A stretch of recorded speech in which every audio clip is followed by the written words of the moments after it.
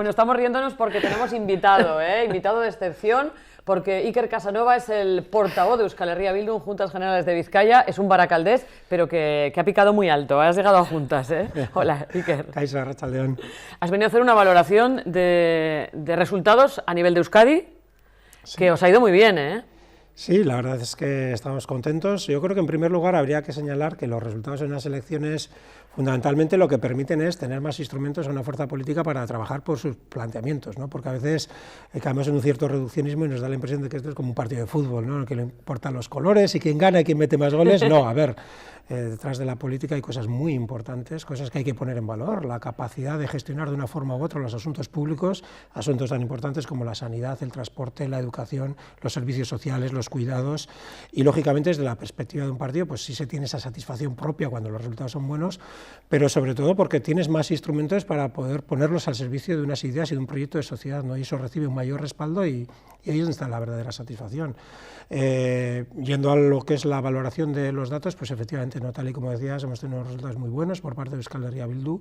Hablamos de que se ha instaurado un nuevo tiempo político en este país, no ya porque hayamos tenido unos votos más o unos votos menos, o que hayamos empatado en escaños con el Partido Nacionalista Vasco, algo que no ha sucedido nunca en este siglo, que otro partido se pusiera a la altura del PNV, sino sobre todo porque ya en este país la hegemonía política es algo que está en disputa, ¿no? Es decir, hay una alternativa natural, hay una concurrencia de dos fuerzas políticas que aspiran ambas con legitimidad a gobernar, con legitimidad y con credibilidad, ¿no? Porque a veces algunos dicen que vamos a ganar sin que los datos le respalden demasiado, ¿no? Pues dos fuerzas políticas que somos alternativa, que somos competencia, que proponemos proyectos políticos distintos y que cualquiera de las dos en un momento dado puede hacer al gobierno, ¿no? Yo creo que eso es bueno para el país, no solo para Euskal Herria Bildu, porque refresca el clima político institucional, genera la oportunidad de una alternativa, genera la oportunidad de relevos en los gobiernos y eso es positivo, ¿no? Por eso, más allá de 27 con 28, pues hubiéramos ganado y estaríamos un poquitín más contentos, pero fundamentalmente creemos que es importante que en este país haya una alternativa política real, ¿no? Y además, yo creo que además de los grandes números, la letra pequeña también es bastante satisfactoria para Euskal Herria Bildu porque es un crecimiento bastante sólido. La letra pequeña me refiero al análisis postelectoral que se hace de, bueno, pues, cómo se ha votado por zonas, cómo se ha votado por franjas de edad y demás, ¿no? Yo creo que hemos superado dos grandes barreras históricas, dos techos de cristal que tenía la izquierda soberanista en este país. Una es la demográfica y otra es la geográfica. La demográfica en el sentido de que no solo hemos sido primera fuerza entre los sectores más jóvenes, con muchísima diferencia, sino que cada vez más se alarga la edad en la cual, la franja de edad en la cual Euskal Herria Bildu es mayoritaria, ¿no? Ya prácticamente por debajo de los 65 años Euskal Herria Bildu es la primera fuerza política y creciendo, lo que es positivo porque vivimos en una sociedad en la que los sectores más maduros pues están muy representados y nos alegramos de ello además, ¿no? Y por otro lado, junto a esa brecha demográfica que hemos superado, también la brecha demográfica o el techo geográfico, porque Euskal Herria Bildu era más débil en las comarcas más pobladas del país, en las zonas más urbanas, la margen izquierda, el Gran Bilbao es un gran ejemplo de ello, y aquí también hemos dado un salto importante que nos ha consolidado ya como segunda fuerza política, pero con unos números más que respetables, ¿no? Por tanto, tenemos mejores instrumentos para defender un proyecto de sociedad al servicio de las personas y además las perspectivas a medio plazo, a corto o medio plazo son muy positivas. ¿Por qué creéis que generáis tanta o arrasáis entre la juventud? Bueno, yo creo que la gente joven tiene nuevas demandas, quiere, en primer lugar, honestidad y honradez en la política, y creo que Euskal Herria Bildu aparece como una fuerza que, si bien, pues como todos los proyectos políticos, tiene principios que pueden ser discutidos legítimamente, pero creo que nadie nos discute la honradez, la honestidad y el trabajo, ¿no? Yo creo que eso es muy importante en un momento en que la forma de hacer política en general está bastante desprestigiada. Y luego, por otro lado, conectamos, yo creo, con varias cuestiones que la gente joven demanda: el ecologismo, la igualdad entre hombres y mujeres y también una serie de garantías desde lo público para cuestiones vitales para la gente joven, como es la educación, el acceso a la vivienda, el acceso a los servicios. Creo que hay temor entre grandes sectores de la sociedad, sobre todo esas franjas más jóvenes, de que se produzca un retroceso en sus condiciones de vida con respecto a generaciones anteriores y exigen que desde lo público se den una serie de garantías para blindar cuestiones que son del ámbito material, pero que son fundamentales para la vida, como es el trabajo de calidad, como es una educación de calidad, como es acceso a la vivienda y a los servicios. Y ahí yo creo que ha venido, como te decía, junto a esa visión de lo ecológico, de lo feminista, de lo honesto y de lo honrado, pues bueno, en fin, creo que se ha producido esa gran conexión, ¿no? Y es verdad que decía que casi nos vamos hasta los 65 años con Euskal Herria Bildu como fuerza dominante, pero por debajo de los 40, pues hemos estado a nivel de la Comunidad Autónoma Vasca en un 40 y tantos % del voto, ¿no? Lo cual es muy importante. Es extraño, además, que cualquier partido supere un 30% del voto, la sí, verdad es que es difícil. A nivel juvenil, la verdad es que estamos muy contentos y además es importante, como te decía antes, primero, que tenemos más fuerza que nunca entre la juventud, que creo que no ha habido ningún partido político en los últimos años en este país que haya llegado a esos porcentajes de voto entre la juventud, pero además, lejos de generar adhesiones un poco ligadas a una etapa de la vida, ¿no? Como quizás nos ha podido pasar en el pasado, nuestro proyecto político ya es más maduro y gente de otras edades también lo ve como razonable, ¿no? Quizás en otros momentos también teníamos éxito entre las franjas más jóvenes de la población, no tanto como ahora, pero sí cierto éxito, pero luego llega un momento en la vida en que la gente pues buscaba otro tipo de alternativas, ¿no? Yo creo que ahora Euskal Herria Bildu está extendiendo su capacidad de convencer a franjas de edad cada vez más amplias, y tenemos un dato, también te decía antes que la letra pequeña es muy importante, ¿no? Que es la fidelidad de voto, que es muy importante en un partido que la gente que prueba repita, ¿no? Porque a veces, y hemos vivido en este país recientemente, no voy a mencionar a nadie, pero fenómenos políticos que irrumpían y que tenían un gran éxito, pero que se desmoronaban en 4 o en 8 años, ¿no? Yo creo que el crecimiento de Euskal Herria Bildu es bastante sólido, bastante homogéneo en el conjunto del país, en el conjunto de las franjas de edad, y yo suelo compararlo a lo que se llama en el mundo de la industria fabricación aditiva, coloquialmente impresión 3D, que es ir poniendo unos hilitos de un material que se van solidificando y van generando una pieza o un instrumento, ¿no? Entonces yo creo que ese venir poco a poco y solidificarse dentro de la adhesión al proyecto es lo que también a esa perspectiva de futuro pues nos da solidez, ¿no? Oye, Iker, decías hace un momento lo de los 27 parlamentarios, mejor que hubieran sido 28, ¿no? O 29. O 29, porque claro, pese a esos 27 parlamentarios, todo indica como que la cosa no va a cambiar, ¿no? Como que Partido Socialista y Partido Nacionalista Vasco van a gobernar juntos otra vez. Con 28 tampoco y con ya tampoco, ¿no? Es verdad que no es ninguna sorpresa, ¿no? Lo que pasa que nosotros, respetando lógicamente la legitimidad de esos acuerdos, sí que somos críticos, primero porque ni siquiera se han guardado las formas, ¿no? Normalmente cuando un partido es primero en las elecciones, pues lo que hace es una ronda con el resto de partidos y busca pues, alianzas, puntos en común, o por lo menos transmitir un respeto y un intercambio de opiniones con los responsables del resto de fuerzas políticas, ¿no? Yo creo que aquí, bueno, el PNV ha vivido toda esta campaña no ya con nervios, sino con angustia, ¿no? Porque veía que Euskal Herria Bildu estaba ahí, sabían que con el PSOE probablemente iban a formar gobiernos, no tenían miedo de perder el gobierno, pero sí se temían un resultado como este o incluso peor, ¿no?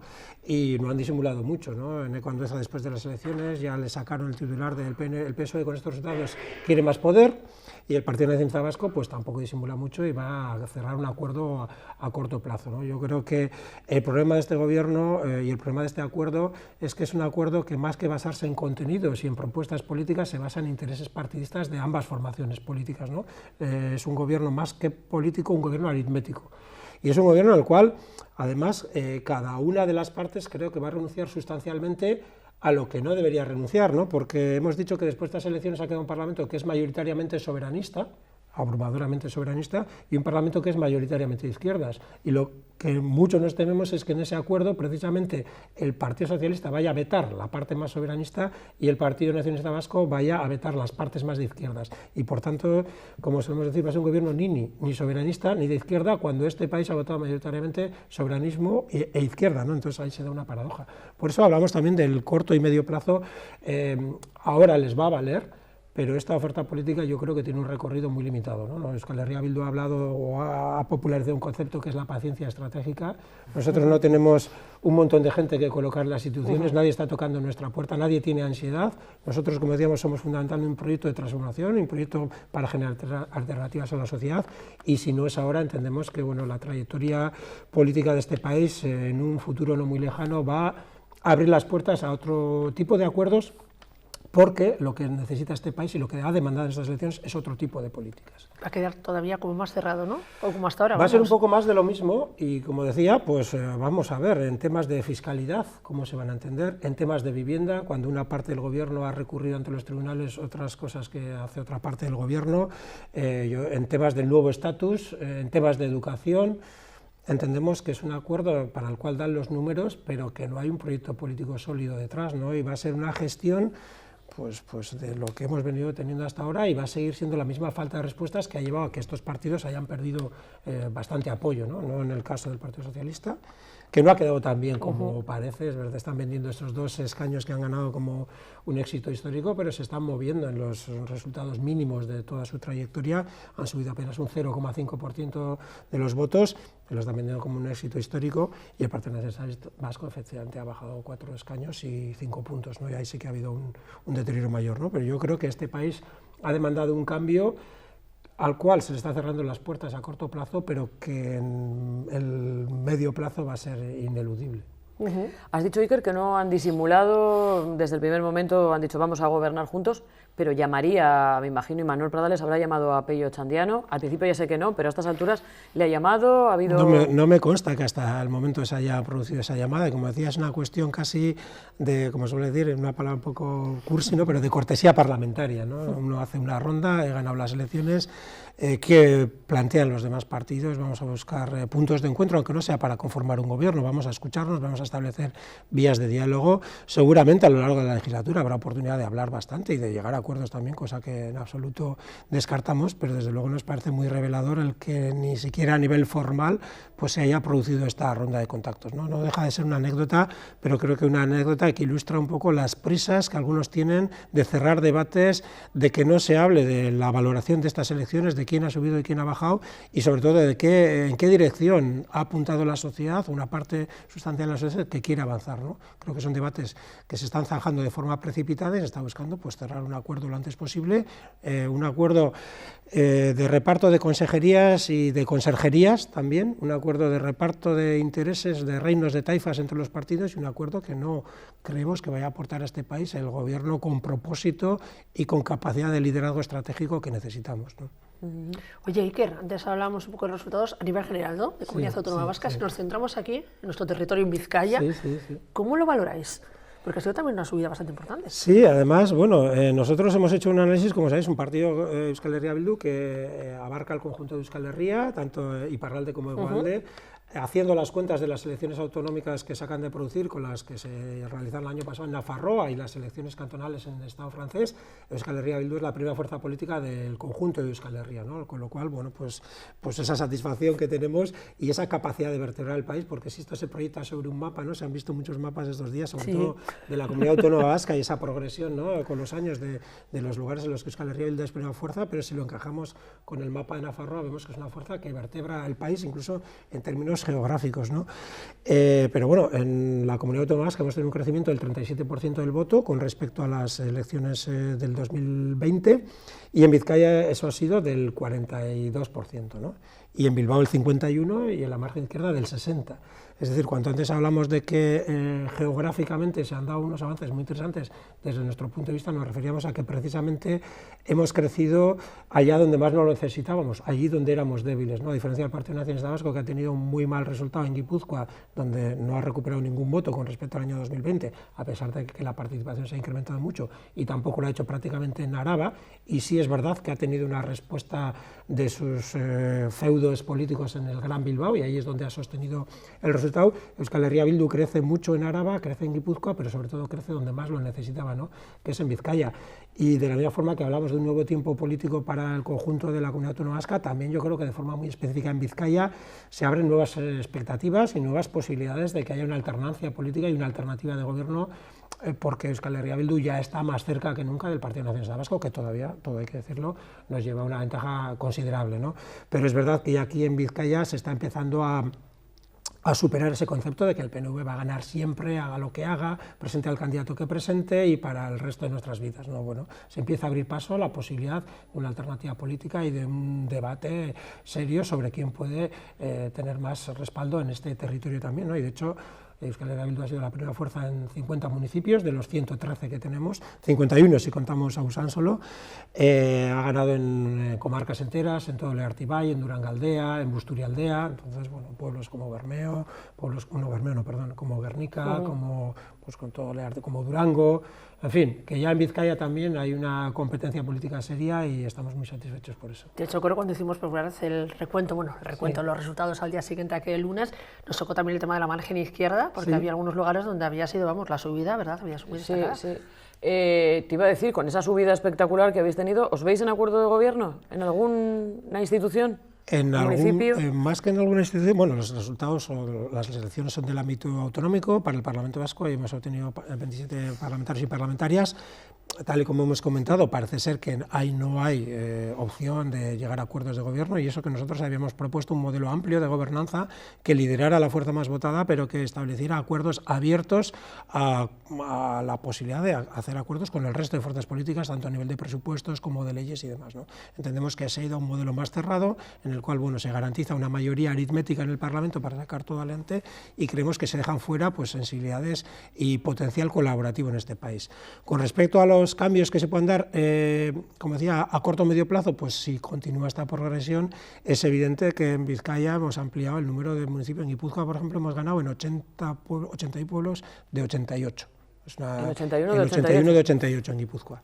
En Vizcaya hemos ganado en 51 si contamos a Usánsolo, de 113. Es verdad que los demás población ha ganado el Partido Nacionalista Vasco en el área metropolitana del Gran Bilbao. ¿Se ha sustentado, ha salvado los muebles del PNV, margen izquierda? Básicamente sí. Básicamente margen izquierda, Gran Bilbao, margen derecha. Son los núcleos más poblados, y ahí es donde es peligroso, ¿no? Porque de alguna forma está jugando toda una carta. Guipúzcoa lo ha perdido, como decía, de una forma bastante estruendosa. En Araba también ha perdido, que hace unos años parecía impensable, y en toda la parte más oriental de Vizcaya, pues también ya es Euskal Herria Bildu la primera fuerza, ¿no? El PNV se está quedando concentrado aquí, y bueno, no tenemos nada en contra de esta zona, al contrario, siempre hemos tenido muy a galas desde la margen izquierda, pero también aquí los resultados son esperanzadores, ¿no? Porque la margen izquierda, para Euskal Herria Bildu, en la margen izquierda es donde más hemos subido.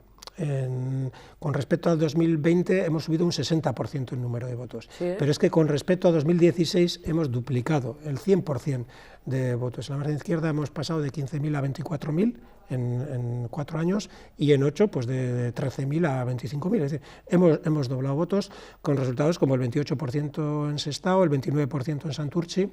Hablabas de gobiernos, ¿no? Eso te iba a preguntar, ¿os veis gobernando en Santurtzi, por ejemplo? Pues es que hace unos años esto sería una pregunta extemporánea, ¿no? Porque a nadie se lo plantearía, pero ya llega un momento en que tenemos que empezar a plantear sin ningún tipo de soberbia y sin ningún tipo de arroquería, me sale en euskera, ¿no? De arrogancia. Sin ningún tipo de arrogancia, pero es que estos datos nos obligan a tener que pensar en ello, ¿no? Porque la ciudadanía nos está confiando cada vez más nos está dando cada vez más su confianza, ¿no? Y cuando alguien tiene ya un 29% en Santurtzi, un 28% en Sestao, puede pensar que de continuar esta progresión, pues en un momento dado podamos aspirar a ello, ¿no? En Baracaldo y en Portugalete, que son prácticamente los municipios más débiles porcentualmente de la margen izquierda y del conjunto de Vizcaya, estamos ya en el 22%, en Bilbao en el 21%, en Guecho el 22%, es decir, hemos superado la barrera del 20% en toda la zona urbana, y en algunos sitios nos hemos acercado al 28%, ¿no? Y antes hablamos a micrófono cerrado de zonas como la zona minera, donde se gana en Gallarta, en la Arboleda, se ha superado el 30%, ¿no? Por tanto, estamos satisfechos y satisfechas, y además pensamos que es un crecimiento, como antes decía, sólido, pero que también tiene sus razones, ¿no? Que no es una moda, que la gente está buscando en la política. Yo creo que esto es lo importante, ¿no? Aparte de la ensalada de datos, ¿no? La gente lo que está buscando es una política que aporte soluciones, una política que sepa leer los cambios que está sufriendo la sociedad, que sepa liderarlos, que sepa liderar una política industrial, que sepa traer una política de inversiones, que sepa generar una sociedad del conocimiento, que genere unos servicios públicos que le den a la gente garantía a lo largo de toda su vida, que va a recibir los cuidados que necesita desde que nace hasta que es una persona mayor. Y yo creo que todo eso, ese papel más activo de las instituciones públicas garantizando los derechos a las personas, es algo que en esta zona se demanda con mucha intensidad, porque son zonas que tienen una situación socioeconómica más degradada que en otros lados, ¿no? Por tanto, esa situación histórica en la cual Euskal Herria Bildu era más débil en las zonas más urbanas y en las zonas de mayor problemática socioeconómica, se está corrigiendo, y yo creo que también de forma progresiva se va a ir aumentando la identificación o el apoyo con Euskal Herria Bildu en estas zonas, porque realmente nuestra propuesta política es muy adecuada a las necesidades de las zonas donde más se demandan, ¿no? Pues ese tipo de políticas públicas. A mí no me extraña que tengamos malos resultados en Neguri, ni en Abanto, ni que se ha hecho ahora que puedes saber los resultados mesa a mesa, ¿no? Alrededor del parque de Doña Casilda, pues ahí hemos sacado muy pocos votos, pero me enorgullece ganar en Gallarta, me enorgullece ganar en Mamariga, me enorgullece ese 28% y esa progresión, ¿no? Que por cierto, La gente, esto también es otro dato muy importante, ¿no? La gente, cuanto más pobre es, cuanto menos renta tiene, menos vota. La gente de rentas altas vota de forma abrumadora, casi un 80%, y la gente de rentas bajas, sí, casi la mitad. En Ocharcoaga, en zonas de la margen izquierda, en Boluta, en Bilbao la Vieja, son donde se dan los índices de participación más baja, justo en aquellos sitios donde la gente más necesidad tiene que desde lo público se les responda, no solo desde un planteamiento asistencial, que muchas veces también, sino de generar proyectos de desarrollo en áreas donde hay necesidades de empleo, de apostar por esas zonas que muchas veces están olvidadas, ¿no? En cambio, en esas mesas que decía de al lado del Parque Doña Casilda se ha pasado del 80% de participación, ¿no? Entonces, sí. Entonces, ahí está. No lo había pensado nunca. Los ricos son menos, pero votan casi todos. Entonces, es un llamamiento a la gente. Hay gente a la que no le gusta que le llame pobre o que diga que tiene rentas bajas, ¿no? A ver, somos de la margen izquierda, pues la gente más humilde tiene que participar más, y con los jóvenes pasa lo mismo, ¿no? Eso es como el que dice que es apolítico, que normalmente suele ser de derechas. Bueno, normalmente el que dice que hay que superar la izquierda y la derecha suele ser derecha, pero yo creo que la gente tiene que entender... dice, a mí no me importa, da igual... A ver, yo respeto a la gente que se abstiene también, porque no encuentra una alternativa, ¿no? Para mí es una opción tan política como votar, ¿no? El que vota porque hay que votar, me da igual el que vota sin conciencia, o el que quizás el que se abstiene conscientemente es una actitud más política y es respetable, ¿no? Otra cosa es votar porque piensas que no votar porque piensas que no te afecta, eso sí que es, yo creo que es un error, porque afectarte te afecta muchísimo. Y, joder, si nos gusta a todos tomar parte en las decisiones de cosas mucho menos relevantes, ¿no? ¿Por qué no buscar el partido más afín y trabajar por darle un apoyo, ¿no? Porque la política, ya te digo, siempre digo que la política es como Matrix, ¿no? Nos rodea, todo es política, todo es política. Todo. Desde que salimos a la calle, desde que encendemos el interruptor de la luz, pagamos un precio u otro, unos impuestos u otros, o sea, todo, absolutamente todo está determinado desde la política. Y es verdad que mucha gente pues identifica la política con los políticos y con las determinadas malas praxis que se han dado, que es evidente que se han dado en el ámbito de la política, y tiende a desprestigiar en su conjunto, a degradar o a alejarse de la política, ¿no?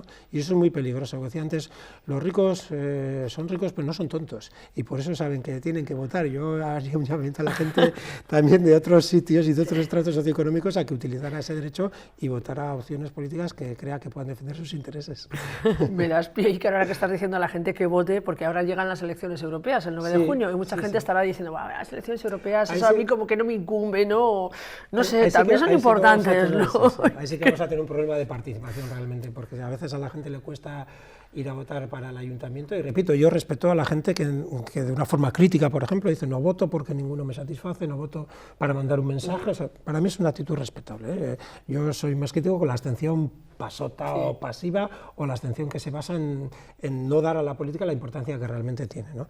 En el caso de las elecciones europeas, pues sí que vamos a tener que hacer un gran ejercicio de pedagogía, porque la gente piensa que es algo completamente lejano, y si lo más cercano les resulta un poco ajeno, pues eso va a ser complicado. Yo entiendo que va a haber que hacer un esfuerzo para transmitir a la gente la cantidad de cosas que se deciden en Europa, cada vez más, que recuerden, por ejemplo, lo mal que nos lo hizo pasar aquella época que se llamó la austeridad, ¿no? o incluso el austericidio, en el cual desde Europa se implantaron una serie de políticas de recortes de los servicios públicos que llevaron a mucha gente, a la gente que nos referíamos anteriormente, la gente más necesitada de protección, a quedar desprotegida. Cuestiones como la política monetaria, ¿no? Que suena muy abstracto, pero tiene mucho que ver, por ejemplo, con la hipoteca que pagamos, cuestiones relacionadas con el primer sector, con la pesca, en fin, se decide mucho, y además estamos en un contexto en el que, junto a esa falta de adhesión de la gente con la política, está surgiendo también algo que es peor todavía, que es la apuesta por falsas alternativas autoritarias que vienen dentro de esa nueva ola de extrema derecha que estamos padeciendo, ¿no? Parece ser que viene fuerte, que en estas elecciones también va a pegar fuerte, y sería importante que frente a esa extrema derecha pues hubiera una movilización social a favor de partidos democráticos, y si es posible a favor de partidos de izquierda, para que las instituciones europeas no queden demasiado escoradas hacia ese lado, cosa que es una amenaza bastante real, ¿no? O sea, que no nos quedemos en casa, Iker. Yo vuelvo a decir, respeto al abstencionismo político, pero si la gente que no deje de votar por dejadez o por falta de interés o porque no considere que son cosas importantes las que se van a dilucidar. Bueno, muchas veces la gente también dice que no vota por el mal ejemplo que se da desde los políticos, ¿no? Sí, sí. ¿Cómo estás viendo el fango que se dice, las polémicas, los 5 días que se ha tomado libre moscosos el presidente del gobierno? ¿Cómo estás viendo la situación? Sí, perdona que empiece dando un rodeo, porque yo creo que fundamentalmente la gente aquí, en la mayoría de las sociedades occidentales, lo que está es cabreada. Hay un estado de cabreo generalizado, en parte con la política, pero también en parte porque se han visto defraudados en las expectativas vitales que se le habían prometido, ¿no? Trabajamos 8 horas, los que tienen la suerte de trabajar 8 horas o más, que es algo que se conquistó en el siglo XIX, ¿no? Para acceder a una vivienda la gente joven lo pasa mal, y el que no es joven y ha accedido a una vivienda ve cómo sus hijos o hijas están en esa situación. Derechos que parecían conquistados ahora están en duda. La gente se mata a trabajar y le dicen que no, igual no va a cobrar una pensión. Entonces hay una sensación de cabreo, ¿no? Porque se nos había dicho que si estudiábamos mucho y que si nos esforzábamos mucho íbamos a tener un proyecto vital exitoso, ¿no? Y que además el mundo iba a desaparecer la pobreza porque había países desarrollados y países en vías de desarrollo. Se habían hecho una serie de promesas que no se han cumplido. El sistema económico y político en el que vivimos no es capaz de responder a esas promesas, y la gente vive con angustia, la gente está agobiada, la vida cada vez nos exige más cosas, más compromisos, más participación, y esas expectativas se han visto frustradas. La gente está cabreada. Y frente a eso, si entendemos que la clase política no actúa con ejemplaridad, si aquellas personas que tienen encomendado velar por los intereses comunes no solo no actúan de forma ejemplar, sino que muchas veces son los que peor se comportan y los que dan peor ejemplo, es normal que haya una enorme desafección. Si a eso le unimos que hay estrategias premeditadas para la utilización de la mentira y el bulo para la destrucción del enemigo político, que eso no es algo que se haya improvisado, eso es algo que se trae desde Estados Unidos, que se está implantando mediante redes de extrema derecha mediática, que lo están haciendo de forma sistemática. Efectivamente, ya no se trata de manifestar el desacuerdo con una política u otra, se trata de la destrucción de la persona mediante la calumnia, el insulto, la atribución de falsos delitos. Y eso además genera un caldo de cultivo en el cual al final ya no se diferencia la verdad de la mentira, se genera una sombra de sospecha generalizada, y como decíamos, unas personas, quizás las más honestas o parte de las personas honestas, se quedan en casa y piensan que la política es algo que no va con ellos, o es algo sucio con lo que no tienen que participar, y otras buscan la articulación de ese malestar y ese agravio en vías de extrema derecha que no solo no son la solución, sino que están generando ese clima, y además plantean falsas soluciones que nos van a llevar a con una confrontación social, porque buscan enfrentar a unas personas con otras, ¿no? Entonces, es muy importante la ejemplaridad en la política, es muy importante que las personas que tenemos cargos institucionales evitemos no solo prácticas corruptas, abiertamente ilegales, sino prácticas que estén feas, puertas giratorias, pasar de un cargo público a la dirección de una gran empresa, que evitemos cuestiones como el enchufismo. Precisamente Euskal Herria Bildu va a presentar una propuesta en las Juntas Generales de Vizcaya para que los procesos de contratación en las empresas forales, es decir, en aquellas empresas que no son el corazón de la administración de la Diputación, a las cuales a la Diputación se accede mediante oposición, pero a las empresas forales se accede mediante procedimientos que no son garantistas, en nuestra opinión, de la igualdad de oportunidades, y que puede dar pie a que entre personas más por afinidad que por capacidad, pues es una de las propuestas que vamos a poner encima de la mesa, que se equiparen los procesos de contratación de personal en las empresas forales con los que tiene la propia administración para garantizar ese acceso al empleo público en igualdad de condiciones. Es decir, hay que estar permanentemente actuando desde la ejemplaridad, desde la transparencia y desde la honestidad, para evitar que la gente se sienta tentada de opciones autoritarias o alejado de la política, ¿no? Y es verdad que en el Estado español, bueno, yo creo que hay un debate sobre si la actitud de Pedro Sánchez ha sido completamente espontánea o ha tenido algo de escenificación. En todo caso, yo creo que ha tenido la virtualidad de poner este debate encima de la mesa, porque una cosa es la discrepancia política, otra cosa es la libertad de expresión y otra cosa son las maquinarias de la mentira que funcionan de forma estructurada y a las cuales en algún momento dado habrá que poner freno, ¿no? Por no hablar de los sectores de la judicatura que están alineados con esa estrategia y que son capaces de poner a alguien en los tribunales con unas acusaciones absolutamente endebles para generar pues esa duda, esa sospecha y esa destrucción de la persona, que ha llevado, pues bueno, al caso de Pedro Sánchez a este periodo de reflexión, pero a otros cargos públicos en el Estado. Está el caso de Mónica Oltra en la Comunidad Valenciana, o el propio Pablo Iglesias. Acusada de haber encubierto un delito de agresión sexual, de abuso sexual a menores, claro, de su exmarido. 3 o 4 años después después ya te exoneran de toda culpa y has tenido que pasar por eso, pues ya se tuvo que apartar, ¿no? El caso de Pablo Iglesias, a algunos les caerá mejor, a otros les caerá peor, pero hubo una estrategia de destrucción, de acoso físico en su domicilio y luego de generación de querellas falsas sistemáticas que se han quedado en nada, pero que bueno, generaban un run que generaba un desgaste grave, ¿no? Y que quedan luego en el imaginario colectivo como que lo hiciste, sí. Exactamente. Difama que algo queda. Exactamente. Entonces, bueno, todo eso habrá que ponerle freno. Por eso desde Euskal Herria Bildu hemos dicho que aparte de este toque de atención que ha supuesto para la sociedad, porque yo creo que nos ha tenido a todos y a todas en vilo, ¿no? A ver si va a haber otra vez elecciones o no, ¿no? Aparte de ese toque de atención, ahora lleguen medidas concretas para garantizar, primero, que no se pueda calumniar, no se puedan inventar acusaciones sin pruebas y, segundo lugar, para que la judicatura tenga unos límites también a la hora de sustentar querellas, sustentar procedimientos judiciales sobre unas bases tan endebles, porque luego el daño, como decías, es difícilmente reparable, ¿no? Esperemos que, aparte de cómo se nombran los tribunales en el Estado español, todos los tribunales están politizados, están mediatizados por los nombramientos políticos, el Tribunal Supremo, el Tribunal Constitucional, en fin. Cuando hablamos de regeneración, hablamos de hacer frente a eso, tanto a la maquinaria del fango como a un sistema judicial excesivamente politizado, que muchas veces responde a esos intereses políticos más que a la imparcialidad que se debe exigir de un sistema judicial, ¿no? Bueno, Iker, es que ricasco, muchas gracias por venir al plató de Tele7. Hemos empezado desde lo vasco hasta pasando por lo local y luego nos hemos ido hasta el Estado, hasta Europa, repasando la política. Vendrás más veces, ¿no? Vendré cuando queráis, porque estoy encantada siempre. Aquí te esperamos entonces. Es que ricasco.